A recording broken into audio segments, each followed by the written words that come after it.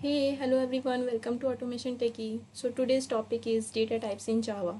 So before we move to data types, let's first understand the importance of data type. Okay, so suppose in real world, if we want to add number 4 and number 6, then we understand that 4 is a number and 6 is a number. Similarly, suppose if you call someone by his or her name, then also we understand that his or her name is alphabetic, right? So similarly, while we write program and we provide data, suppose I want to say my number 1 is 4, then I have provided my variable number 1, data is 4, but Java don't understand this until we tell Java that this is number. So identify number, and suppose my alphabet is B.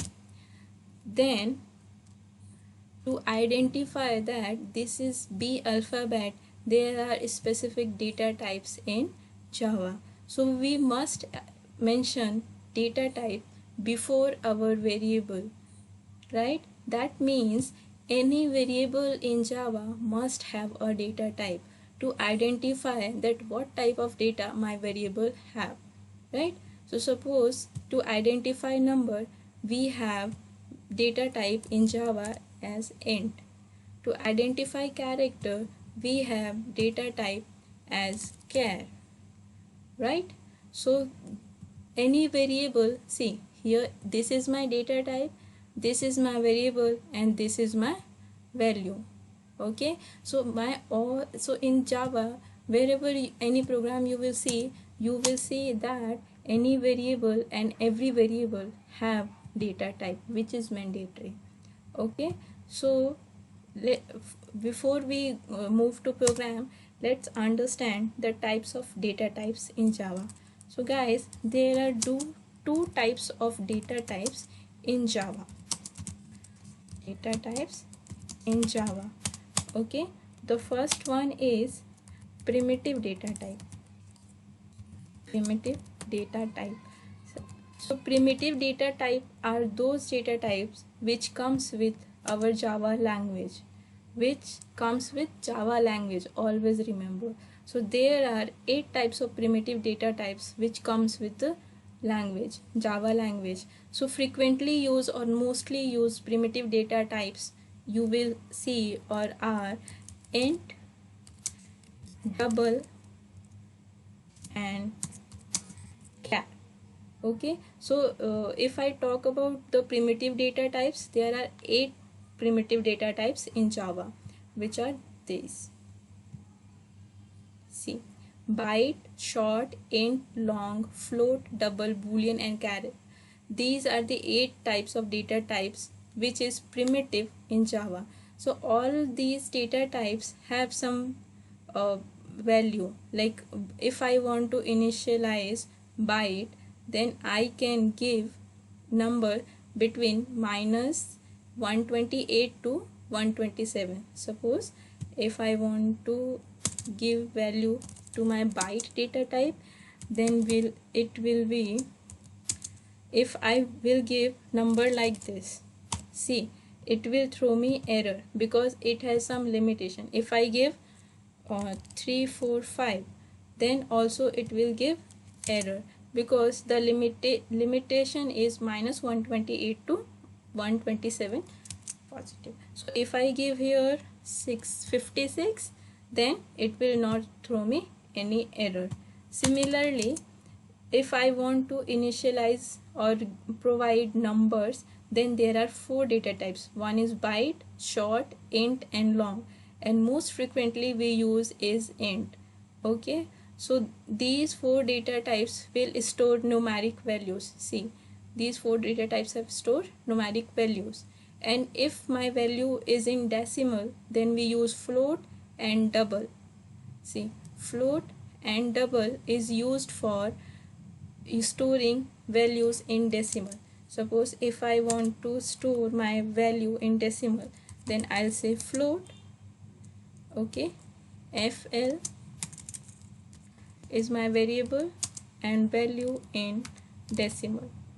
And for storing float, we must specify f at the end. Okay, f is suffix for any variable, float type data type. Okay, and for double, so only difference between float and double is, if I want to initialize double, then I will say we don't provide any suffix after number. We have given f in float, but in double we don't give.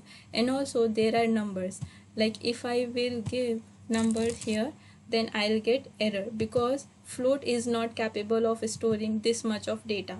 But if I will give after decimal in double, then it will not throw me any error.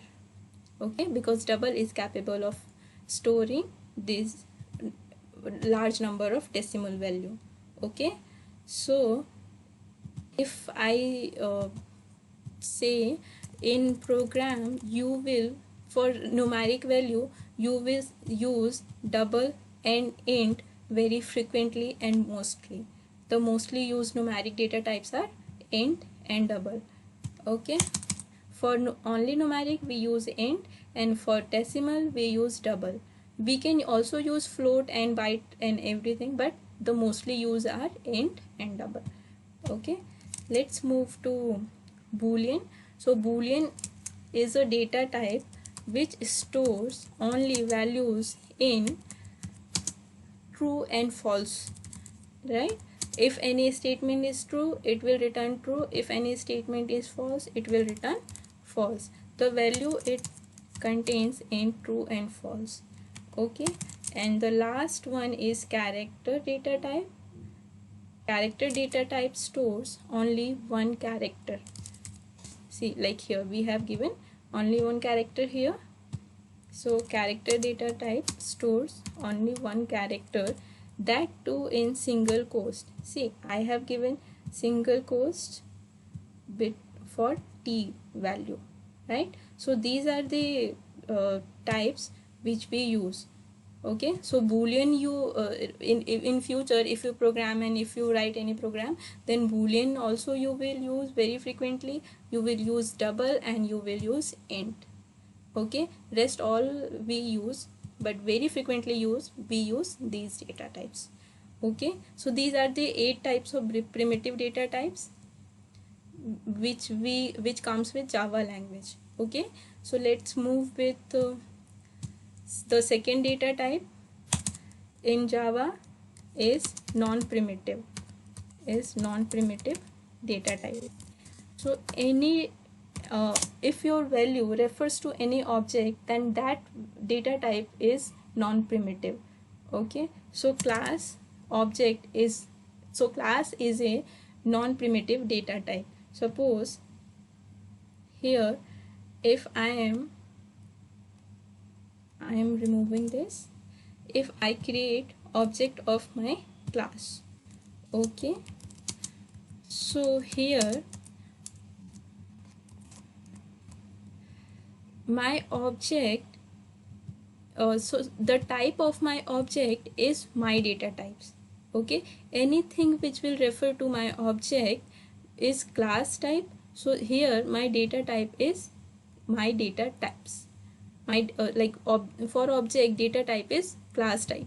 So anything which refers to object is non-primitive data type.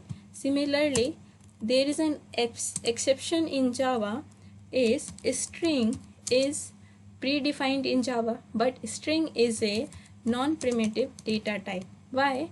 Because string is a class in Java. So any class must have an object. So here string is a data type and str is a object of string. Okay, because string is a class in data type. So always remember, if you attend any interview or any mock test, then if asked like string is a primitive or non-primitive, then without giving any thought, string is a non-primitive data type. Okay, so if I write, so for more understanding, if I write like this, string tr equal new string See, if I write like this, see, this is here tr, the type of tr is string, and here the type of str is string. So indirectly this statement refers to object and type of string, so is similar. And always remember, string is non-primitive data type. Okay, so let's print some value and understand it. So for that, let me initialize number 1 as 4 or 6, and let's print out it.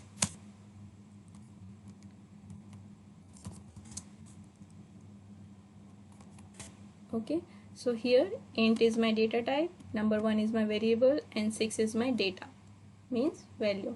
So any variable must have data type, and int is a primitive data type here. Okay, see, it will print 6. This is a basic and very simple program.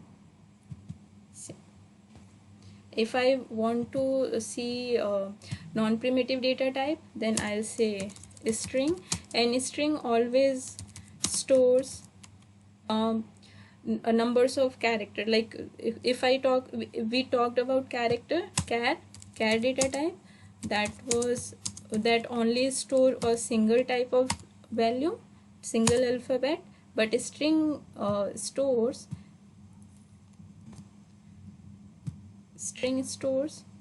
n number of characters together. See, I can give any character, not just single. I can give single also, I can give combination of chars also, right?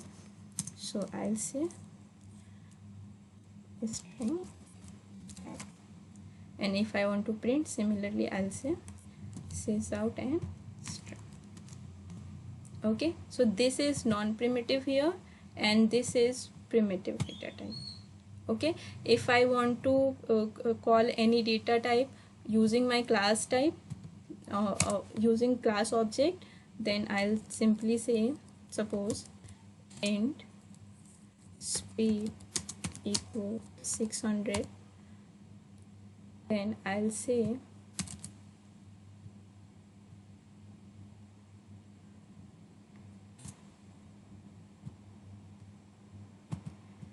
wait a minute, I'll say, so first I'll create object of my class, and that is here, right? We know how to create object of class, right? So, and I will call the data speed using my object, right? So this is non-primitive data type. Non-primitive is class type, like object. See, we are calling this data using object. So for my object, which object is which type is my data types. Okay, so object is my data types data type. Okay, so if I want to call this, I'll simply say save all and run, and it will print my speed here. See, it prints. Okay, so in summary, data types, see, there are two types of data types: primitive, non-primitive. Primitives are which comes with the language, non-primitives which refers to any object, and any variable must have data types. Okay, so that's all guys. Thanks for watching video, and please subscribe my channel.